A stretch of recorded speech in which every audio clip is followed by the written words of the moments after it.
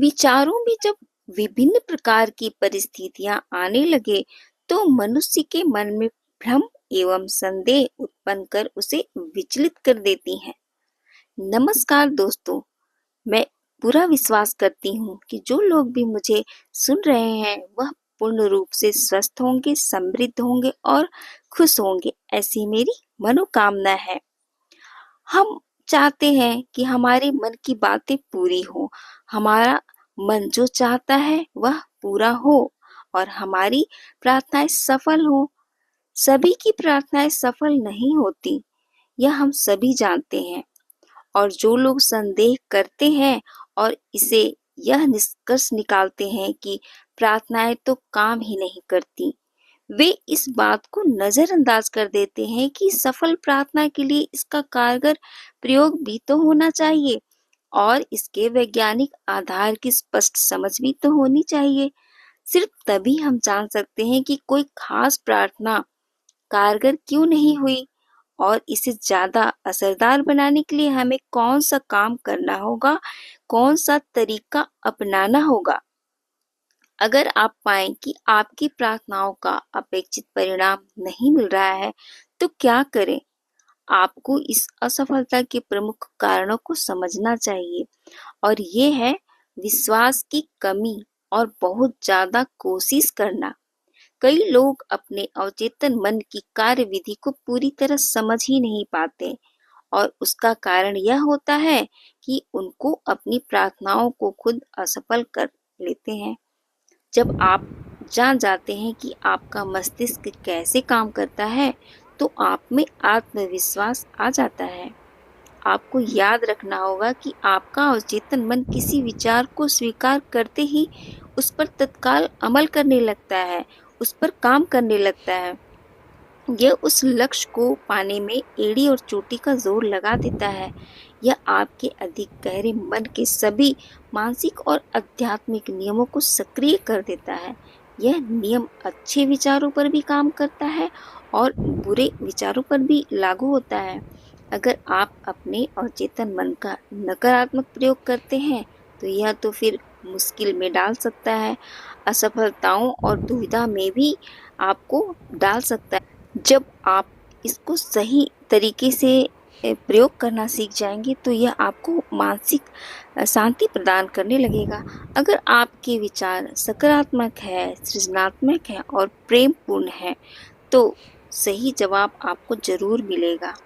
इससे यह स्पष्ट हो जाता है कि आपको असफलता से उबरने के लिए बस एक ही तो काम करना है। वह काम है अपने विचार और आग्रह को अपने अवचेतन से स्वीकृत कराना, इसकी वास्तविकता को महसूस करना। बाकी का काम तो आपके मस्तिष्क का नियम कर देगा। अपने आग्रह को और अपनी आस्था को अपने विश्वास से सौंप दे। अपने आप में विश्वास करें कि मैंने आग्रह कर दिया, अब यह पूरा काम मेरे अवचेतन मन का है और पूरा विश्वास करें कि अब मेरा अवचेतन मन इसे पूरा कर देगा और कर भी रहा है। तभी आपका अवचेतन मन उस पर काम करेगा और आपकी इच्छा को हकीकत में बदल देगा। जब भी आप अपने अवचेतन मन पर किसी काम को करने का दबाव डालेंगे, तो आप हमेशा असफल हो जाएंगे। आपको ये नहीं करना कि पता नहीं यह काम कब होगा, होगा भी कि नहीं। तो ऐसी बातें नहीं सोचनी है। जो परिणाम आप चाहते हैं वे करीब आने के बजाय वह आपसे दूर होते जाएंगे। आपका जो अवचेतन मन है वह मानसिक दबाव पर कोई प्रतिक्रिया नहीं करता है। यह तो आपकी आस्था होनी चाहिए या चेतन मन की स्वीकृति पर ही यह प्रतिक्रिया करेगा, वैसे ही परिणाम देगा। परिणाम पाने में अगर असफल हो रहे हैं तो इसके भी कारण हो सकते हैं। यह कारण होते हैं कि आप मानसिक रूप से ऐसी बातें कह रहे हो, यानी संदेह कर रहे हो।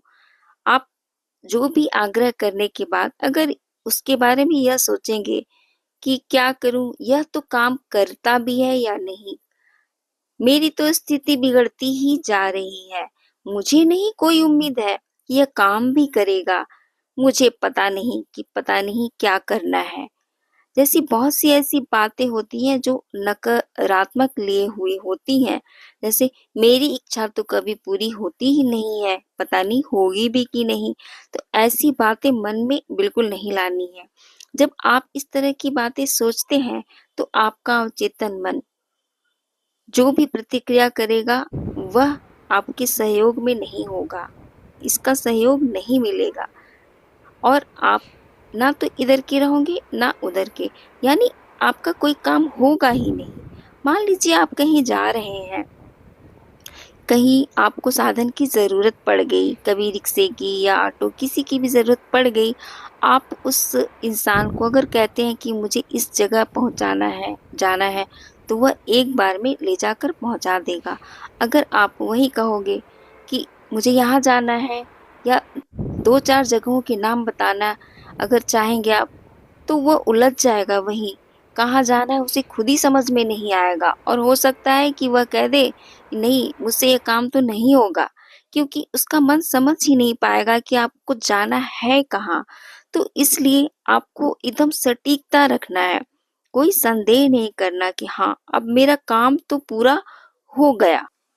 और ऐसा ही तब होता है जब आप अपने अवचेतन मन की जितनी विशाल शक्ति है उसके साथ काम करते हैं।